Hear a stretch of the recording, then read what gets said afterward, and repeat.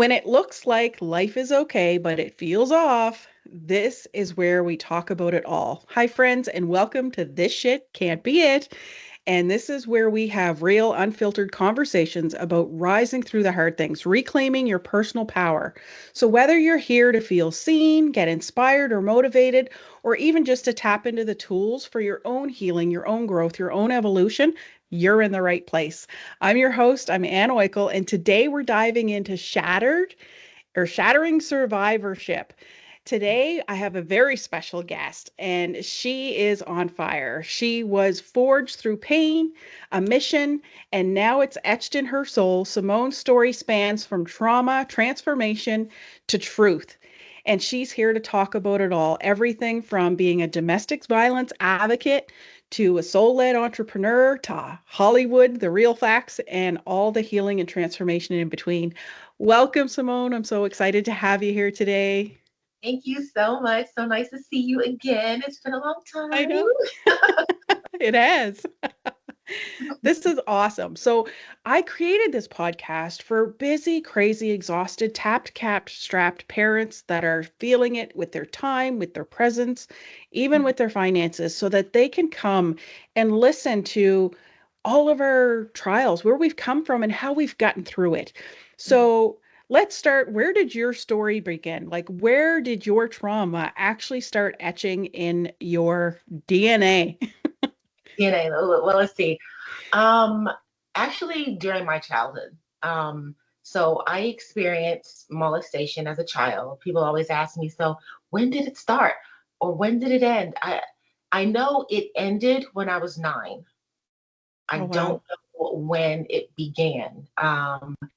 Was my babysitter's 18-year-old son. And I had begun going to their home at, I think, around 2.5. I don't think it started that young, but it started when I was that young, and then ended when I was 9, when I was removed from the particular school that I was going to. And so there was childhood trauma. There was, bullying throughout school because I was a very quiet child. Although I stuck up for other people, I didn't develop a voice as a child, so I didn't know how to stand up for myself. Unbeknownst to me, didn't have any boundaries, and then, got into modeling and got into acting and just dealing with, we hear the stories now that, are on the news about people being, the whole Weinstein thing. That's really starting to come out, and Yeah. that happened quite a bit in my journey with entertainment. And I knew I was never doing that. Never, ever, not ever. I was never selling my soul to the devil for anything. So That's crazy. there's that. And then once I got into my relationship, that's where the classic domestic violence and domestic abuse, narcissistic abuse happened. So it's been pretty much a lifetime of ups and downs in regards to abuse and trauma and whatnot. But the silver lining is that it it it makes you stronger. You develop a tenacity. You develop a pull yourself up by the bootstraps type of personality, and you become a phoenix rising out of the ashes. And it really develops a muscle. Yes, it does. And I love hearing different people's stories when it comes to this stuff because although I've not experienced domestic violence, my mother did. And she preached to me very young age to never tolerate it, to stand on my own 2 feet and always be that. So I always had that energetic wall up. I think I could smell, taste, and just feel that energy, and it would just like I was very standoffish with it, so I never really experienced domestic violence myself, but she went through it all, same thing, the physical, the mental, the emotional, like, and that was back in the day when, if she showed up the hospital, oh, I fell, and they just took it at face value. There was no questioning, there was nothing. He was high up in the Navy, so he was never questioned. So it's very impactful. Now, for her, she also had a very traumatic childhood. Do you believe, going through it yourself, that that traumatic childhood opened the door for that type of relationship? Yes. um, that, along with societal programming, really develops a sense of victimhood. It really ingrains a sense of victimhood into your mindset and how you approach the world. And it, especially when it begins in childhood, it etches its way into your personality. So you don't know any better. You don't know to say, that doesn't feel right, or that, I don't know about, like, I don't know. You are a sponge, like people say. When you're a child, especially up until what, age 7 or so, your personality is developing, so you're literally taking in everything. And your childhood home, your childhood environment is something that inherently you believe is safe, and you just absorb everything. So you don't know, even if you don't have like overt, like domestic violence, or holes being punched in walls, and you witnessing your parent being abused, even if it isn't overt in that way, even if it's just psychological, mental, or verbal, it still makes its way into your DNA. It makes its way into your personality. So it absolutely does set you up to attract that type of energy, because you really don't know any better. And the vast majority of children who are raised in that household are raised to be seen and not heard, have no voice, and have no boundaries.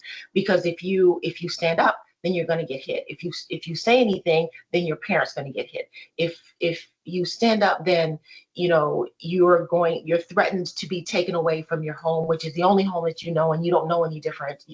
So you really don't have a choice. You just don't know any better. No, no, and I agree with that. Do you feel that society has come a long way when it comes to supporting children and women in these situations when it comes to the domestic violence piece? No, sadly, no. Mm, Mm. The only way that society is going to make leaps and bounds in this area is if our laws change.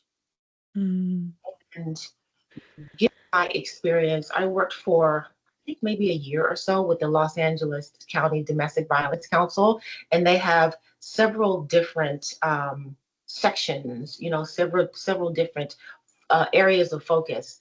And one of the areas of focus that I became quite intrigued with was legislation. And I mean, there were lawyers within this section that were actively trying to change just a single word in laws, and it would take years. There was so much red tape and so much bureaucracy to try to get around in order to make things better for victims, make things more difficult, like close the holes that abusers have found in legislation, in the quote unquote justice system, that they can navigate in order to continue to do what they do. It's so incredibly difficult to get things changed better of humankind. I was working with two very established women while I was working in that section of the DV Council, and we were trying to get the word marital added to the rape bill. mm, Eventually just gave up because it was just so much just to get that one word added to a bill. But yet, if someone very powerful, I'm not going to mention his name, wants to get something, a law change in order to benefit him, he can get it done overnight. hmm. But, to benefit victims, forget about it. Yeah, So no. yeah. But you know what else bugs me? This bugs me, I have to say it. There were other countries like over in England, for instance, and they're starting to recognize verbal abuse as actual abuse, like legally punishable Wow. by. So why can't the U.S. take that as an example? Yeah, Pride. It's just pride and not wanting to change, not wanting to benefit its people. That's it. yeah, yeah. Yeah, that's crazy. So being in that environment, because I do know domestic violence runs both ways as well, but it's more common for men abusing women. I've seen where men have been abused by women as well. What Mhm. would you say the ratio is when you were working on the council of men being the victims? Mm. Do you see much of that? Because You I don't. know it happens, but again, it's probably less likely coming out because they don't want to appear weak. Exactly, exactly. So the ratios that are calculated either domestically or globally are definitely not accurate. I can just go by when I was sitting in group therapy rooms when I was going through that stage of my healing. I would say there were probably 1, 2, 3, 4, 5, 6, 7, 8, 9, 10, maybe 10 to 12 people in the room at the time. And there might be one or two guys in the room. But the vast Wow. majority of the time, they were all they were always women. Yeah. When I was on the Zooms with the LA County Domestic Violence Council, and there were it was us and other like organizations throughout California, I would be surprised to see men who were heads of organizations that were in the meetings. I was honestly surprised because it's so infrequent. And that's just because of our programming, like you said. It's Yeah. weak for men. It's believed to be weak for men to speak out, in regards to being victims and being abused and being this and being that. But we can't continue to perpetuate that because we're raising boys. So Yeah. we can't continue with that. No, and our society, and just from my perspective, being a parent, our Mhm, children nowadays have shifted. They've evolved in a different way than what we have been growing up. So it's almost like they've got the old rules that they need to fit into, but they don't really fit them. mhm, So it makes it tough. Like I look at my own daughter, for example. She's been diagnosed with ADD and autism, which from my understanding and research, that those are things that you're born with, but she's developed high social anxiety, select mutism, where she can't physically speak from the stress. It mhm. puts her in freeze mode.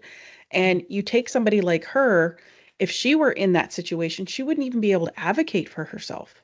Not at Like all. Yeah. that is so scary to me. So, you Mhm. know, my mission in being mama bear and not living through the domestic violence, but being programmed to never tolerate it, I can't even imagine her ever being in that situation, how I would react. I honestly can't even speak to it because I don't know.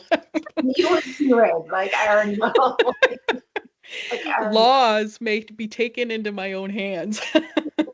Yes, But I that's the totally. thing. Like it's a tough balance when the laws and society is not there to protect the weaker Mhm, personalities that are susceptible and prone to this.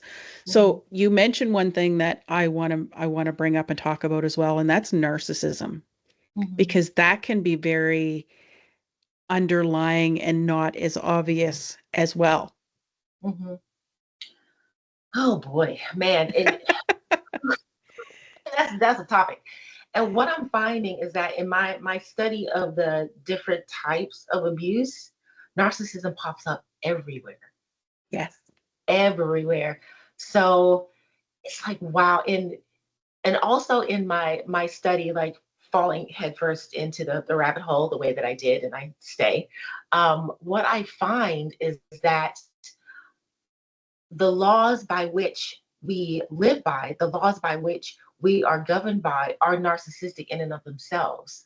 So we exist in a narcissistic society. We exist in a narcissistic institutions, like everything. So it makes sense that the basis of basically all, all abuse is based in narcissism. And because of that, we can't see it. Even when we get out of it and you learn what makes up narcissistic abuse, it's still so hard to wrap your brain around. And like love bombing, for instance, and gaslighting, and it seems so normal. That's the problem. It's normal. But what it makes you question, okay, so what is normal? So what we've been growing up with as normal, we have to reprogram ourselves out of and to establish a new normal. We have to, luckily, going Yes. back to what you said about the kids having to, you know, like wiggle themselves into this box of of rules and regulations and understanding, but yet they're so new and marching to the beat of their own drum. That's a good thing because they're poised to establish a new norm. And it's going to take us as parents being like the in between of the old and the new to kind of facilitate what that new is for them. So they're just not like out here like, and then you've got social media that they're just headfirst into. So it's going to take us to heal what we've been through in order to be able to see where they can go and kind of navigate them into that new norm. But Yes. narcissistic, it really, I'm going to use a term that rang true for my soul when I understood, when it finally clicked in my brain what happened. And this, I was in a one-on-one counseling session when this clicked. I felt as though my soul had been raped. Oh, wow. And when that popped into my mind, I kind of had a moment where I was like, huh. Because at the same time as me healing in, counseling and therapy and whatnot, I was also chasing after God, like my hair was on fire. So I was getting grounded in a source greater than myself while also understanding myself and understanding my abuser and understanding abuse, understanding trauma and all of that. My brain was like taking in so much. But it it really does, it rapes your brain. It does. It gets into a fiber of you that people don't realize exists because they are so detached from their souls. Right. So they're fishing for ways to figure out how to heal or what happened to me and how do I do this and how do I do that. And when you understand narcissistic abuse and you're going through your healing process, which is so difficult and it requires so much support, and then you get to the end of it and you're like, I still don't feel, you're still trying to cope, like you're still trying to manage. And that's another Yeah. thing about our society. Our society is set up for us to manage. It's not set up for us to grow beyond survivorship. It's not set up for us to thrive. So when you um, when you put yourself and your soul and your heart and narcissistic abuse and your soul into like a blender and you need to figure it all out, it sadly, narcissistic abuse does get through to your soul. And the Yeah. only way to truly heal that is to lean into your soul. Yes. And I'm glad you brought that up because that's one thing as you're talking, that's one thing that linked for me. And it took a long time for me to realize it because my traumas have been different. And Mhm. that's that for me, seeking help has always been taught strategies and skills, and they miss that soul piece a lot of times.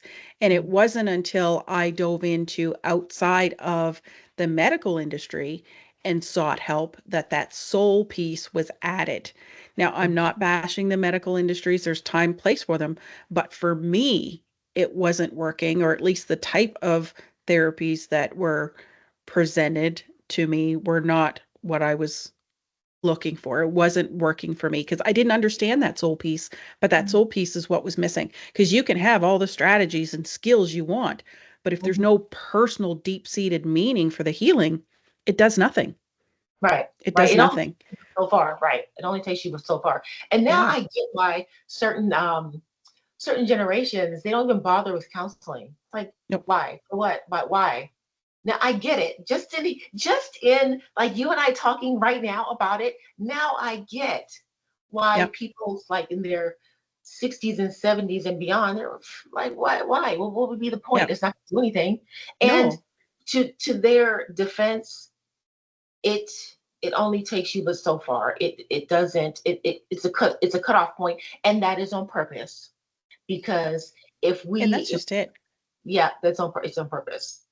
And there's so many different modalities now too that it's up to us to search and figure out which one's going to work best for us because we're Mm-hmm. all different. You know, Hmm. what you've been through and what I've been through is very different, but yet the same type of healing may or may not work. So Yeah. it's very individual as well. And there are a ton of different modalities out there now when it comes to whether it be professional therapies or non-professional therapies. And when I say non-professional, I mean the ones where you didn't need a 6 to 8 year university degree. Yeah, Some of exactly. those are just as powerful Hmm. as the educated ones. So yes, the educated ones are still they're being taught the old school way, but some of those therapists have actually dove into a Yeah. deeper meaning and a deeper science Hmm. behind what they're doing and has taken it to a new level. But it's to find those people is the challenge when you're in the trauma. Hmm. So I now, when it comes to therapists, I dig for specific details when I want to talk to somebody in the medical industry for Hmm. that specific reason.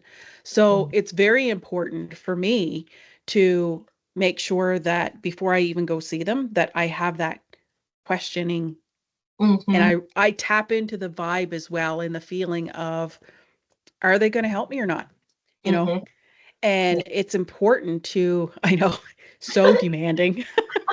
Like, mommy, It's mommy, mommy, mommy, mommy, mommy. Yeah, it's important to understand the power that they can have Hmm. because there's definitely a time and place for the medical therapist for sure.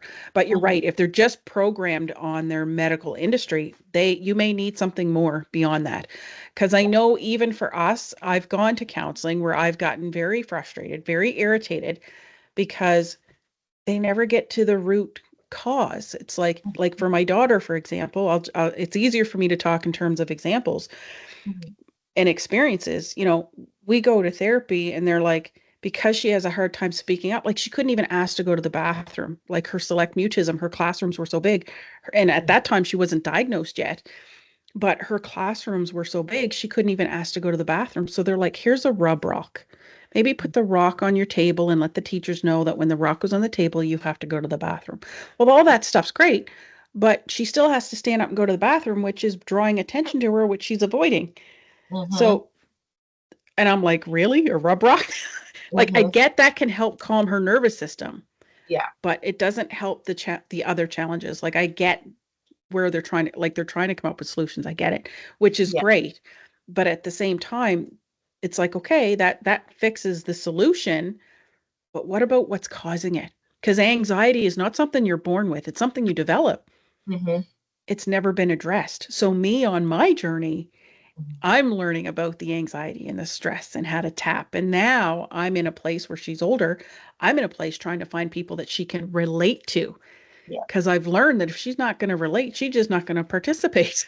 Yeah. Yeah. And we do it. If we don't relate to who we're talking with, we just kind of shut down and yep, yep, yep, get me out of here.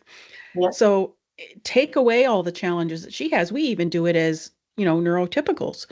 So let's dive into the more positive side of things now. Where did your transformation start? So you started the healing. Where did you find your soul mission? How did that start to transition for you to get to where you are now? So it's interesting because when I started to dive down the rabbit hole to figure out what had happened to me and why, it I started to put the pieces together going back in time. And I eventually got to my childhood, right? So I'm going back in time, digging, understanding, unpacking, understanding, and doing that all the way. I got back to childhood, right? Then all of a sudden, zoom, I understood almost everything going backwards. And then I started to understand how um, the importance of martial arts and the discipline of the martial arts and the spirituality of martial arts. So my mission has is etched into my soul. I was meant to do what I'm doing, and I have come to understand how every last one of my experiences has led to what I'm doing now. Each one of those experiences is piece of the puzzle that makes up my mission. And I understand why I was, on one hand, I wanted to be a model. On the other hand, I wanted to be a veterinarian. So that's like one side of the brain and the other side of the brain. So, but it turns out that like half of me is like, if we can get into like the oh my gosh, what is it called now? I can't think of it. The spiritual aspect of things. I'm a star seed. I'm a double star seed. So I'm a Right. Palladian star seed and I'm a dragon star seed. Dragon star seeds have masculine energy and Palladian star seeds have feminine energy. So I'm one to the other. So like there there wasn't really a clicking of of my mission. It was kind of like a coming together. Like, you know how you take bits and pieces of Play-Doh that are different colors and you're molding it and all of a sudden it like makes a big blob, but it's a beautiful big blob. Yeah. Yeah. So That's it awesome. I can say that, oh man, It meshed together over time. it together over time, but I will say that the further I got, hmm, let's see, we're in July of 2025. So last summer, I was in a very, very intense 6 month spiritual program. And it delved into finding your greatest self through spirituality. So I jumped into my starseed origins. I jumped into um, past lives and like really jumping into the unseen. And since then, it made it. I mean, I quantum jumped in astral projected and all that like super awesome spiritual stuff. It's the most amazing experience ever. But since doing that, the up leveling that I experienced over since then has been very definite. Like I could see the signs of when it was coming, and I started to understand like the signs within me, like what my anxiety meant and how to navigate it. And so it made it very clear who I should talk to and what route I should take and what rooms I should be in and how this will fit here and how this for this and when like I know exactly when I'm going to be launching my production company. I know exactly when I'm doing it. So it's been a meshing over time, but I would say probably within the last year, things have been so absolutely clear as to when things are happening, who I'm going to be talking to, what rooms I'm going to be in. And I have to attribute that to my spiritual development. It makes the unseen seen. That's the thing. Like when we're functioning in society, so I've did 30 plus years of just working and in that rat race. Like I got caught up in the hamster wheel at an epic proportion. It had doors on it. Mm-hmm, And and that's one thing that if I can say to anybody that's stuck in that hamster wheel or any kind of situation, the doors do open. And mm-hmm, what you're describing in that spiritual journey, I couldn't even fathom at the beginning stages. And I understand you now, but there's going to be people that are listening that are not going to understand. But I want them to understand that you can get to the point where you will understand. It is a journey. It doesn't happen overnight, and I mm-hmm. get it. So this has been awesome. Thank you so much for coming on. I love reconnecting, and you've always been, ever since we first met, it's, I don't know, it's like you say, the souls get aligned for Mm-hmm. whatever reason. So I'm so excited that you were able to join me here today. So thank you again so, so much. I'm going to have all of your contact information so people can reach you. What is the best form that you like to connect with people? Is it social media? Is it specific? Um, I would say between social media and email. So my social media, I like TikTok the most, actually. I really like TikTok. So I'm Simone Fairchild on TikTok. I am Simone Fairchild on Facebook. And I'm IONDV, that's my nonprofit, EYEOND as in dog, V as in Victor on Instagram. And my email, my Gmail is Simone Fairchild at gmail.com. And it's Simone with a Y. That's awesome. And I'm going to have these links down below. So That Yeah. is so awesome. Well, thank you so much. Thank you for my listeners for coming in, joining us. Make sure you connect with Simone if you want more information. And yeah, it's been a beautiful journey. And thank you so, so much for coming on and joining us. Oh, you're welcome. Thank you for having me. I could just talk to you forever. I know. I know. I feel the same way. Excellent. Take care, everybody. Have a wonderful day.